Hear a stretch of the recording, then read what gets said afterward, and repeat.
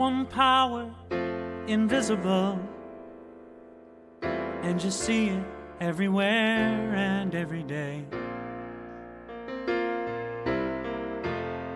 One power, indescribable, and you speak of it with every word you say.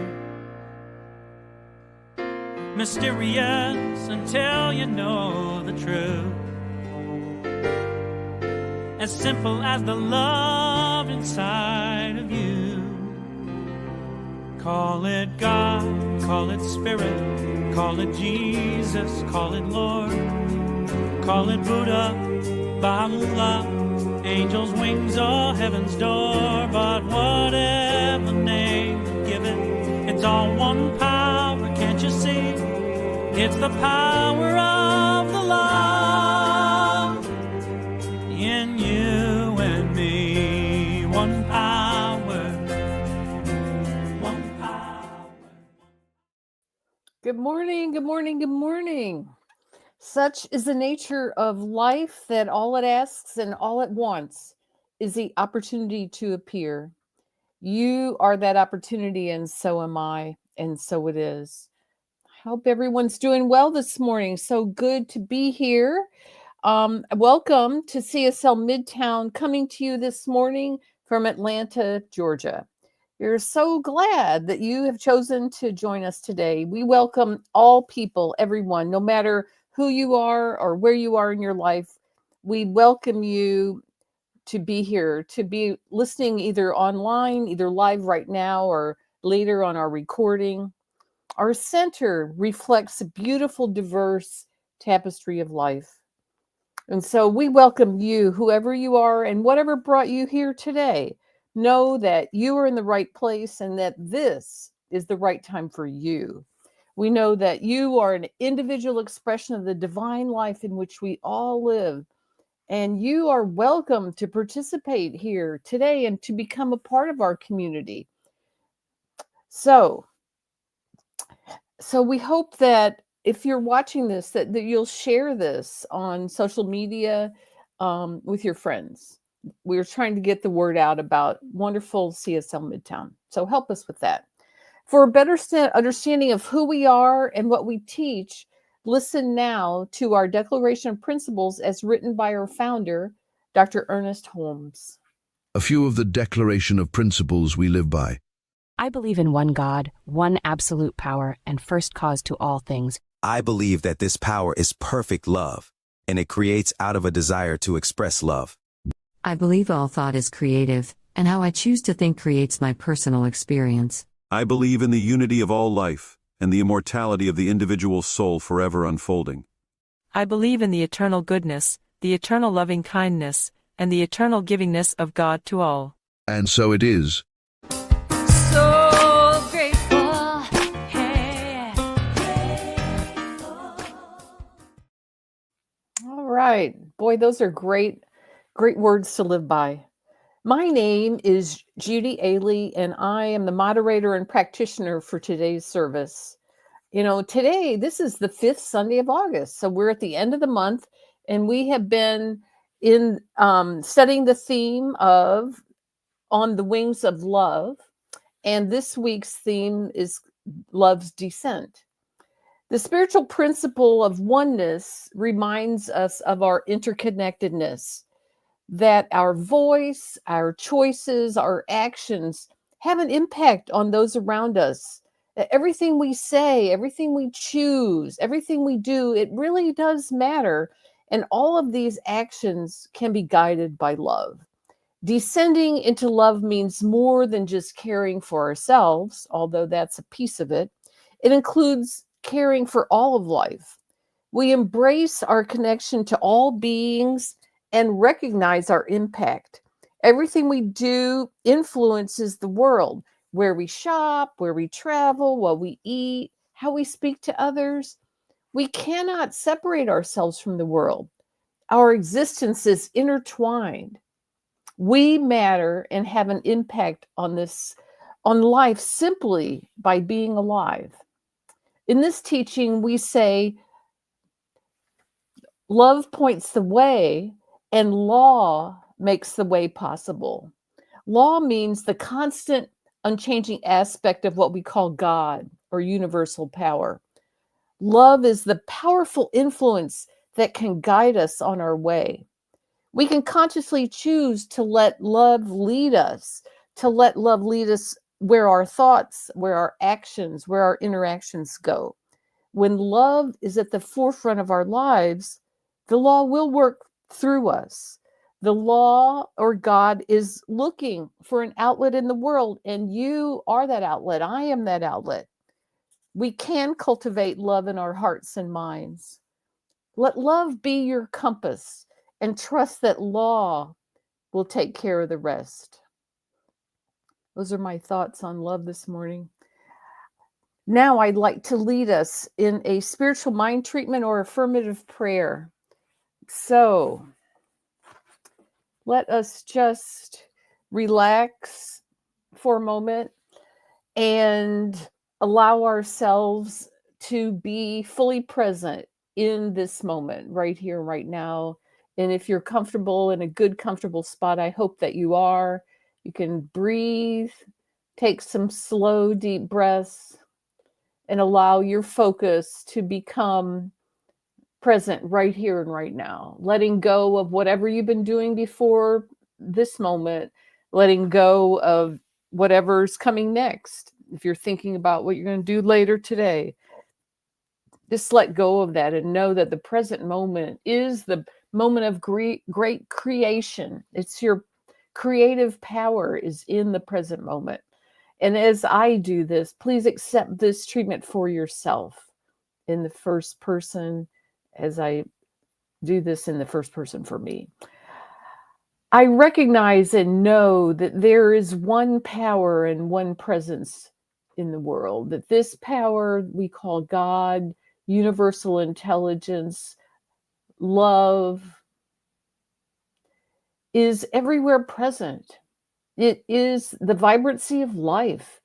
It's the vibrancy of life in our bodies, in our cells, in every part of us, and in everything that we see that appears to be outside of us, whether it appears to be something alive or not alive, that this vibrancy of life is everywhere, and that this power is a power for good, and that I know that I am never, that we are never separated from this presence, from this power, no matter what the appearance of things may be in our life, that we are one with this power, that we are one with this presence, that we are one with this goodness. And because of this oneness, this wholeness, that we are interconnected, that what we do in our lives matter, that we can be divinely guided and led by love in all of our actions, in our thoughts, and in our lives. So we just surrender to this loving presence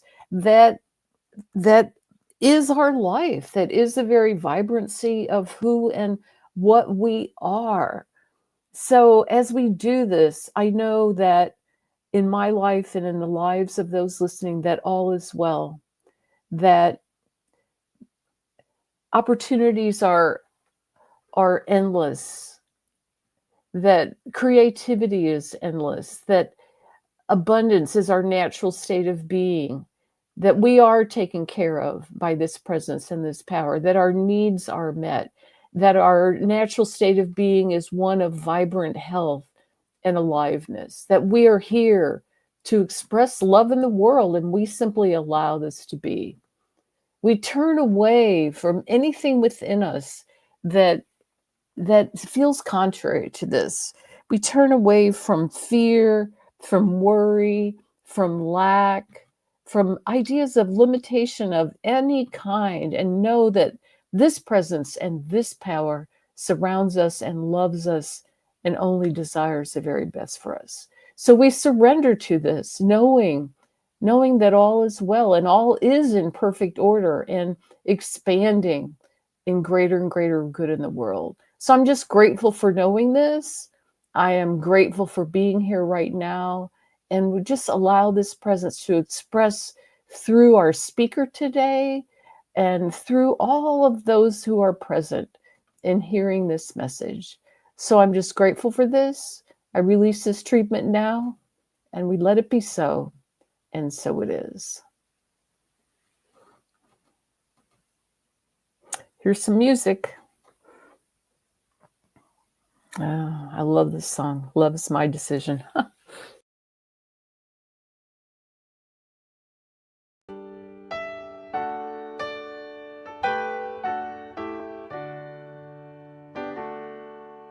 Love is my decision. It's up to me to give of my heart. Love is my decision.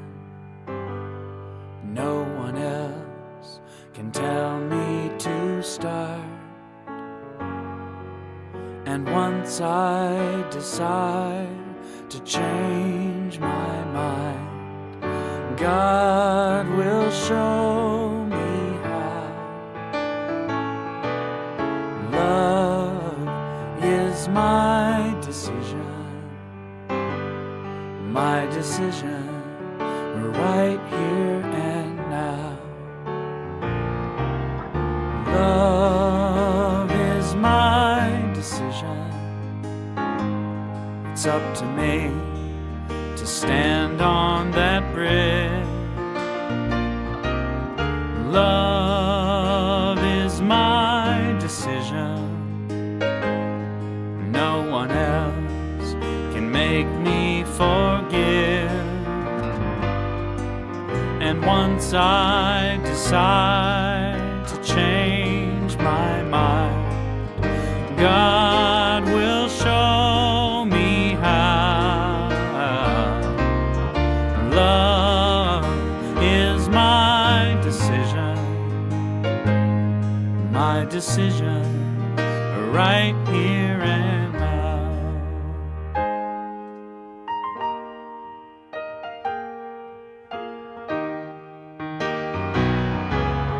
Love is my decision.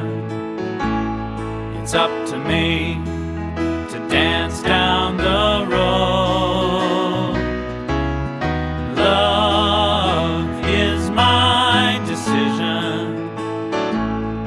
No one else can lighten my load. And once I decide to change my mind, God will show me how. Love is my decision. My decision, right here and now. Love is my decision. It's up to me to dance down the road. Love is my decision. No one else can lighten my load. And once I decide to change my mind, God will show me how. Love is my decision. My decision, right here and now. My decision, right here and now.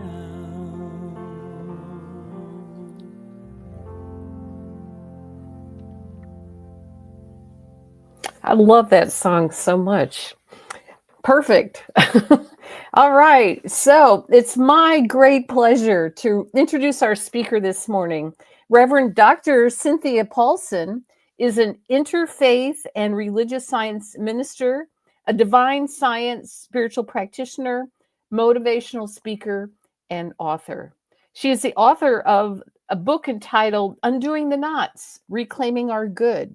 And she recently completed her Doctor of Divinity with Emerson Institute. So we now call her Reverend Dr. Cynthia Paulsen. She's busy writing a new book, and she joins us this morning from Brookings, Oregon. No stranger to CSL Midtown. So glad you're here today. Looking forward to your talk. Welcome. Thank you so much, Judy. I miss you all. I'm so glad to be here. Hey, let's start with a question for you to think about. Why does a minister choose the topic that they talk about? Have you ever wondered that?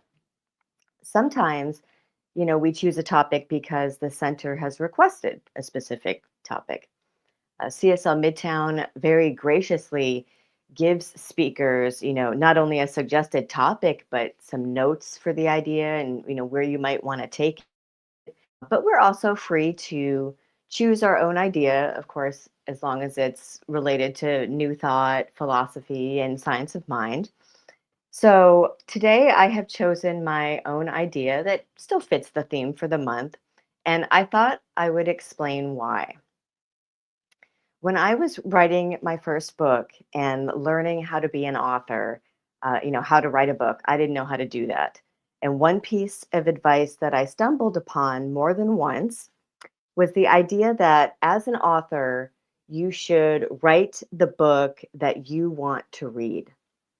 You write it for yourself. And it makes your writing very authentic because it's the book that you need. So that is kind of what is going on here today. As a minister, I have chosen this topic that I'm about to talk about because just like with a book, I had to write the sermon that I need to hear. Does that make sense? I hope that makes sense. Not that this is all about me. I am counting on the fact that if I need to hear these ideas and this message, then you might need to hear them too. Now, I always kind of pride myself on being very open and honest in my talks, and I probably share way too much about my personal life. I'm very down to earth. I like to keep it real. So I'm going to begin by just keeping it real and admitting that I am uncomfortable these days and I am struggling a little. I am uncomfortable with the state of the world. I'm uncomfortable with things that I see happening in our country. Even I'm uncomfortable even what's happening in my state and my city, my community that I live in. I am aware of pain and suffering that is happening, human pain and suffering. And much of it is a result of human against human cruelty and greediness, and racism and classism, uh, selfishness, just power grabs. You get the idea. I'm uncomfy. Maybe you're uncomfortable too.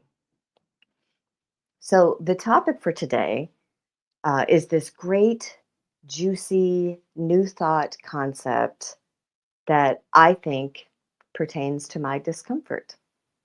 I have only gotten glimpses of understanding about this subject, but the best way to learn something is to teach it. So I am teaching myself right along with you guys today. The concept is that there really are only two emotions that we can feel: love and fear. You've probably heard this before, that all the other emotions that we can feel and experience are actually just derivatives of those two, love and fear. And of course, the new thought perspective is that of these two emotions, fear isn't real. Fear is, I love me a good acronym, right? So fear is false evidence appearing real. Or another great one I've heard is fear is forgetting everything's all right. So, this pain and suffering, these things that I'm seeing going on in the world, are causing me to feel the emotion of fear. They are based in fear. These are, fearful situations and conditions and actions. I can recognize that. I am also self-aware enough and spiritual enough, as are all of you, to know that fear is a choice. I can choose to focus on and feel love instead. How do I do that? How do I release this fear? So that's where we're headed ultimately today. But let's talk a little more about this idea. I first came across this concept, I'm not kidding, probably like 12, 15 years ago, early on in my spiritual journey.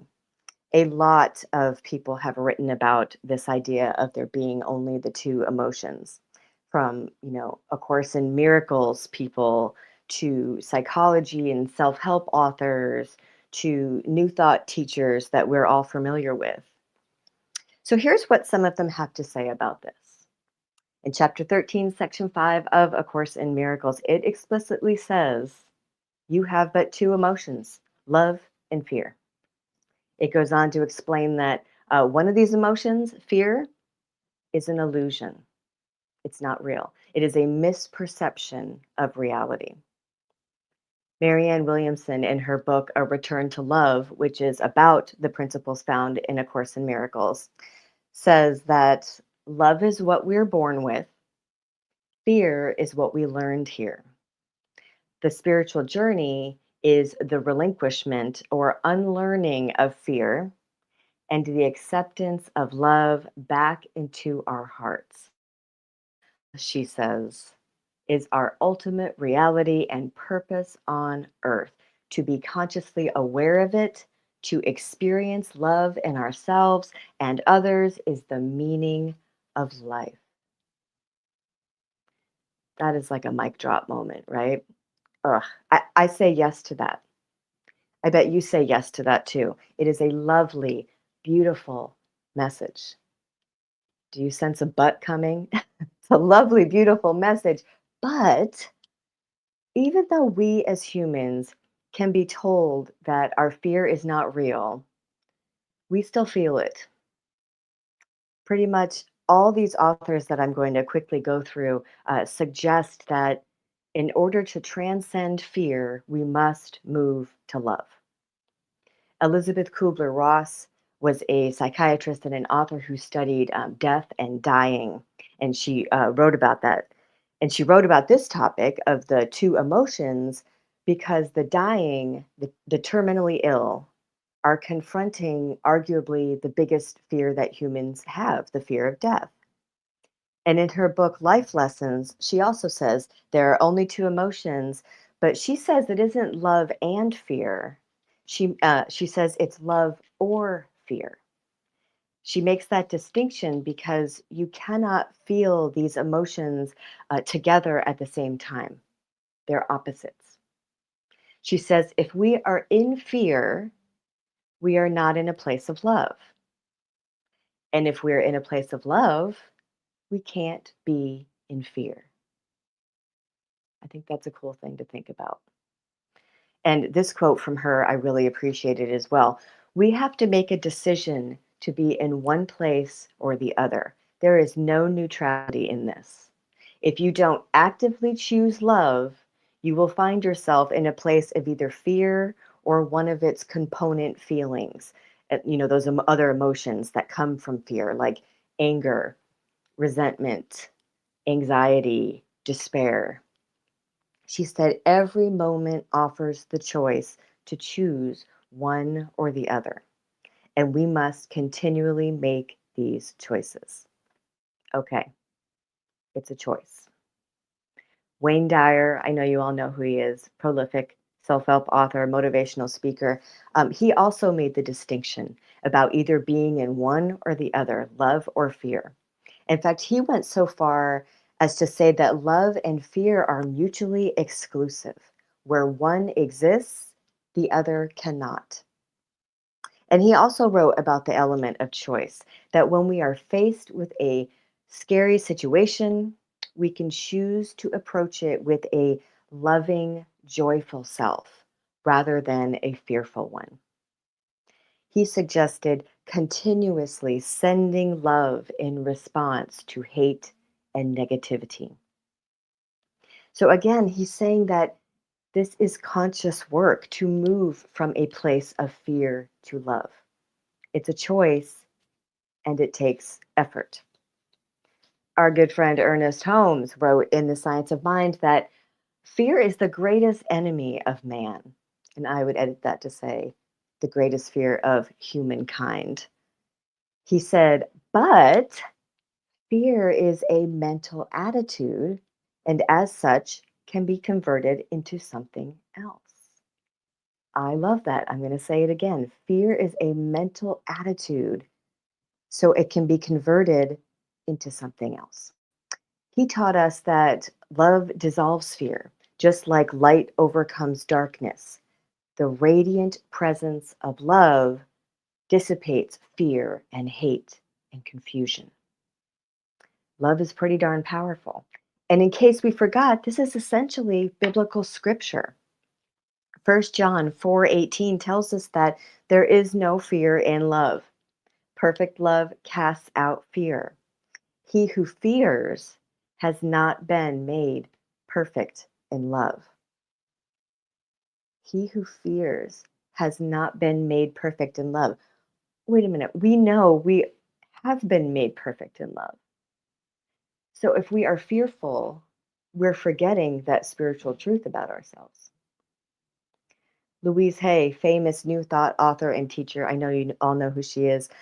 She believed that fear and all the emotions that stem from it cause more problems for human beings than anything else.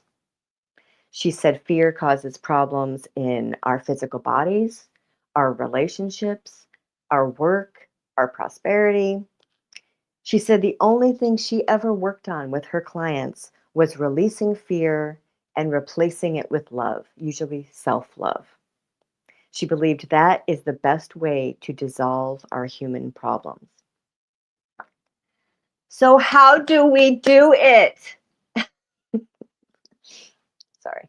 I found some helpful things, okay? I was not going to deliver this talk unless I brought the goods, so buckle up. Here we go. In her book, You Can Heal Your Life, Louise Hay asks us to consider how we are treating ourselves when we are afraid and fearful. So think about that for a moment. How do you treat yourself when you feel afraid? Are you angry at yourself? Are you disappointed? Yeah, yeah. I know my spiritual truth, right? I study it, I practice it every day. I know the power of divine love, and yet it is so easy for me to say to myself with my own self talk, you should know better than to be fearful. You know the truth. That's not cool. So Louise suggests that you imagine yourself as a little 3-year-old child standing in front of you, afraid. The child is afraid. What would you do? Would we be angry or disappointed in the child? Would you tell them they should know better? No, of course not. We would comfort the child who is afraid. We would probably hug the child and tell them we love them. So you can start with remembering to be kind to yourself when you are afraid.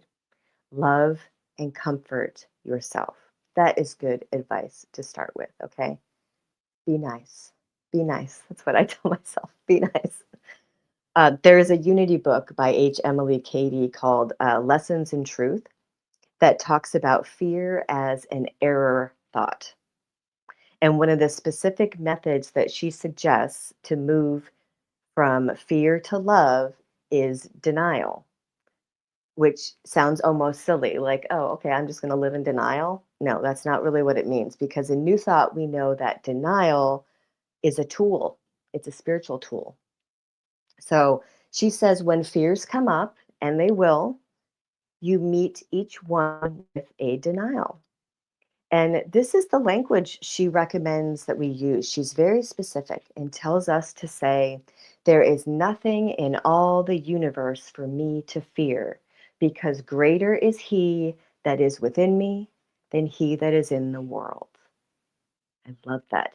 That shifts our thought to the loving, infinite power of the divine that is within us. She says to calmly and coolly say to yourself about the thing, that is nothing at all. It cannot harm or disturb me or make me unhappy. I am not afraid. I am perfect love and can know no fear. Emily Cady reminds us that denial brings freedom from bondage, and happiness comes when we can effectively deny the power of anything to touch or trouble us. Okay, so denial is a great tool. But I feel like we skipped a step here. A step must come before this. Before we can deny our fear, we have to first recognize it. We have to acknowledge that we're in a state of fear. That I came to understand was some of my problem. I didn't even realize I was going down this slippery slope into the rabbit hole of fear.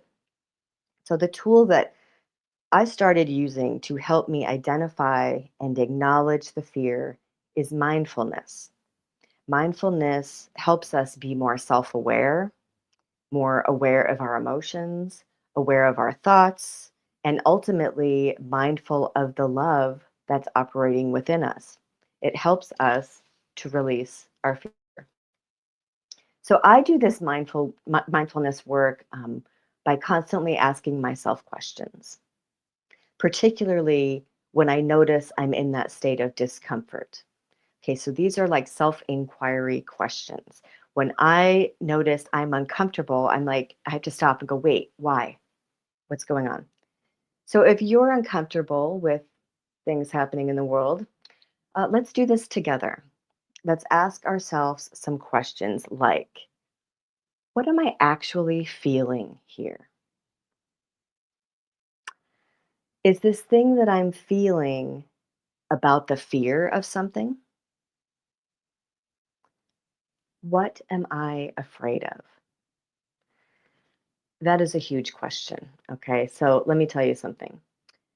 Naming the fear, stating it out loud, helps me more effectively deny it.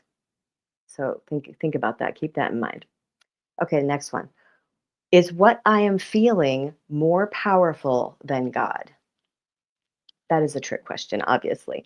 Um, but asking it instantly helps me shift my attention and remember that the true power is in divine love, not in this fear. Next question. Can I think differently about this situation? Can I view it from a place of love? So the truth is, I'm uncomfortable these days because I love humanity. Okay, that's the reality. My love for humanity is a great thing to focus on instead of the thing I'm afraid of. Something to think about. Okay, next one. Who am I without this fear? Ooh. Without the emotion of fear, we are able to more easily remember the truth of who we are as expressions of God's love. So remember, they can't exist simultaneously. So that's what happens is it flips us to love. What could this fear be trying to teach me? There may very well be a lesson for us in our fears. And we don't learn it unless we ask ourselves about it and think about it. I personally think the lesson from my fear is to learn how to better manage my empathic nature. I have a tendency to take on other people's pain and suffering. And I think it's time for me to get a handle on that. Your lesson might be something different, but it's something to think about. What step can I take to feel better? Okay, feeling better matters. I'm going to say that again for the people in the back. Feeling better matters. Esther and Jerry Hicks wrote a book about how important it is to feel good. It's called Ask and It Is Given. And this matters because our emotions indicate our vibrational frequency, and they indicate our degree of alignment with source. So there's like an emotional guidance scale in the book, this list of all these different emotions. So the highest frequency emotion, guess what, is love. Okay. Well, guess what the lowest frequency emotion is? Of course, it's fear. So stopping to ask yourself, what step can I take to feel better right now is powerfully effective spiritual work to make yourself feel better. I take that question seriously. And one of the things I just did last week is I removed my social media apps from my phone because I was on there too much and I was seeing too much negative, scary stuff. So that made me feel better. When I do see something in the world that causes me fear, I'm so lucky to live where I do, and I can go for a walk on the beach. I can just take my silly dog and go walk by the ocean, and that nature is so restorative and really makes me feel better instantly. And it's so easy and an easy way to lift my vibrational frequency. So, this is the last mindfulness question, and it is my favorite. Will anything change if I continue to worry about this situation? Nope, nothing's going to change if you keep worrying about it. That question helps me see that my fear has no power. It's not doing anything, it serves no purpose. It does not serve me, it doesn't serve humanity, it doesn't help the situation. There is no value or power in fear. And this helps me see the nothingness that it is. And that is releasing it, right? Remembering and realizing that our fears are actually nothing is really hard to do. Okay, it is. It's work. It's like a Jedi mind trick, I swear. One suggestion that Louise Hay gives in her book, I think it's from The Power. She says to think of fear the way you view images on a movie screen.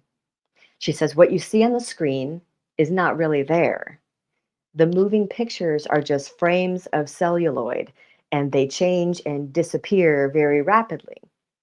Our fears will come and go as rapidly as those pictures unless we insist on holding on to them.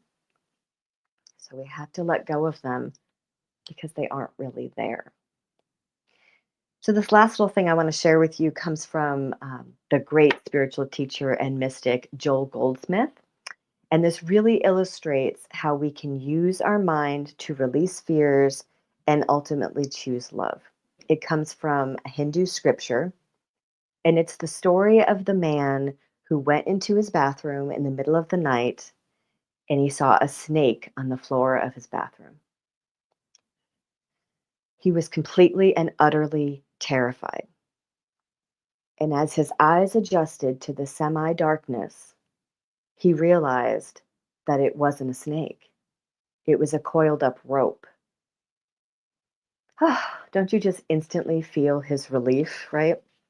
The color comes back to his face and he catches his breath and his heart rate slows down. He lost his fear and he saw what was really there. So I want you to think about the thing that you are fearing right now. Whatever it is, bring it to your mind. And I'm going to tell you what Joel Goldsmith has to say about it. He says, the snake you are looking at is a rope. That evil condition which you are looking at is not an evil did at all. And get this. He says your attempt to get rid of it is what is perpetuating it.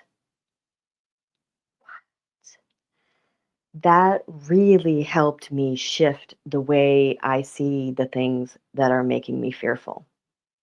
He says you must release the condition, whatever it may be. Let it go, and then you have harmony.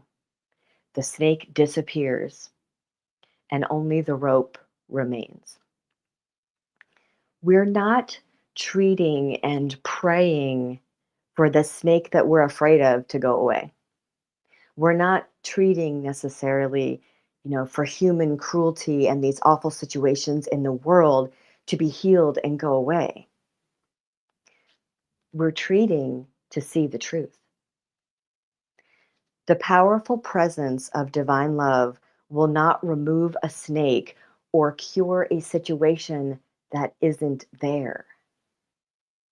It will, however, respond to our spiritual work, to our choice to consciously release our fear and choose love.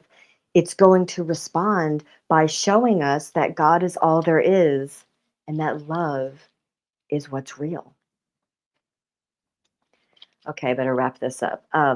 So my point is, if we are feeling discomfort, despair, chaos, frustration, anxiety, anger, it's all fear. If we are feeling fear, then that simply means we have work to do. That's all. We know that fear and all its other emotions are not our divine truth. It's just an indication that we have spiritual practice to do. We know there's only one other emotion we can feel. So we have a choice to make. We have mindfulness to practice. It doesn't mean we're failing at life. Okay, so that's a good reminder. It just means we have circling back to do. We have an opportunity to love ourselves and circle back to our truth.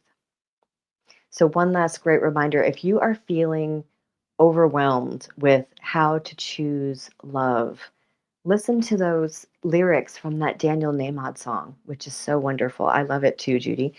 That one line that says, once I decide to change my mind, God will show me how. You have a partner in this, okay? In case you forgot, we all have a partner. And we have each other, friends. Look at these great tools we have. We can do this. I can do this. I love you, CSL Midtown. Thank you so much for letting me work through my own stuff in a talk with you. And if you are watching live, I really hope you can join us on the Zoom after the service. I'll be on there. Go to cslmidtown.org, and down at the bottom, there's a Zoom link with a password. Come on, and we'll discuss all the things. Thank you, CSL Midtown. Thank you, Cynthia. What a wonderful talk. And you gave us solutions to it as well. So that was awesome. So we'll see you over on Zoom in just a little bit. All right, everybody.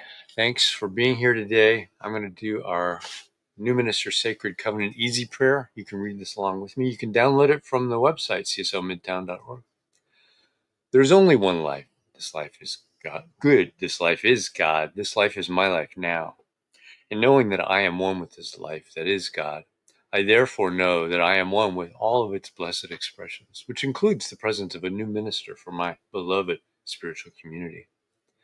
Because I know that the highest purpose of my new minister is to express spirit, I therefore know that my new minister is a revelation of spirit as principle. I further know that my new minister is the fulfillment of that which has been promised by God. For it is written, principle is not bound by precedent. It operates according to law, and it is always available to those who are willing to align themselves with it. As I stand in agreement with my beloved community, I see my new minister before me as inspiring spiritual oneness through wisdom, love, and authenticity. I now intend to experience my new minister in full cooperation and agreement with my community, knowing this truth about myself. For I am inspired to live as love in the expression of principle. I am awakening the wisdom within me by clearly communicating the principles of universal truth. I am a conduit of divine love, wisdom, and healing energy, recognizing the inherent wholeness within all beings. I am offering teachings, classes, and mystical studies grounded in spiritual principles to cultivate inner wisdom, personal transformation, and empowered living. I am extending the love, compassion, and transformative power of spirit into the wider community, fostering connections that heal, uplift, and support individuals in their unique journeys. As I now accept the highest expression of a new minister into my life, I know that they will be revealed in a way that will express spirit and serve the highest and greatest good of all who are touched by their presence. I am grateful God is gracious, and so it is. Thanks for that. And now it's time for our conscious giving. As a piece of this, you can go to cslmidtown.org/donate. You can scan the QR code that pops up on the screen with our affirmation of prosperity. And we appreciate all of you who come every Sunday, support us, and share this with others so that we can grow and increase that. And say with me our affirmation of prosperity. I live in a universe of abundance. As I freely and joyfully give, I join in the divine flow, and all that I share with life returns to me multiplied abundantly. And so it is. All right. I want to thank Judy Aehle for being our practitioner today. Reverend Cynthia for being our speaker. Wonderful minister today. Next week is the first Sunday of the month, so we will be in person and online at the Garden Hills Community Center in Atlanta. Dr. Bob Dean is going to be our speaker, and he's going to talk about what's the point anyway. Our adult study group meets at 10 a.m. on Sunday mornings on the Zoom. You can get there at cslmidtown.org. Scroll down to the Zoom link, click on that to get there. They're going through the Science of Mind textbook. You don't have to have read it to come and talk, but they're there. Upcoming, we've got this auction that we have been working on. It's an online auction. Consider donating, reaching out. You should be seeing emails now on this, so pay attention to that. Look at those. It will also be posted on our website and on Facebook. So look for those things. Donate things that you would like to pass on to others, or and then take a look at things that you might like to acquire through that auction. And like I said, you can download the New Minister Sacred Covenant Easy Prayer from our website as well. So join us after this on Zoom for our discussion with Reverend Dr. Cynthia. And now, let's do our affirmation of life. I leave this place now knowing something better than I knew before. I go forth into the world with a heart full of love and a mind full of good sense. Looking at the world in a greater way, I know that I have within me everything I need to create the life I desire. I give thanks for this understanding, and I am grateful for the spirit of life that lives through me. And so it is. Thanks, everybody. Have an awesome week.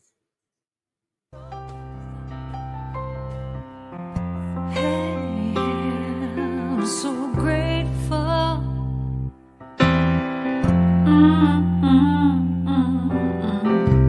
I'm so grateful. I'm so grateful. I'm so grateful for all that I have. I'm so grateful. I'm so grateful. I'm so grateful for all that I have. Hey! Oh yeah. Grateful. I just say I am so grateful every day for all I have. Every day I'm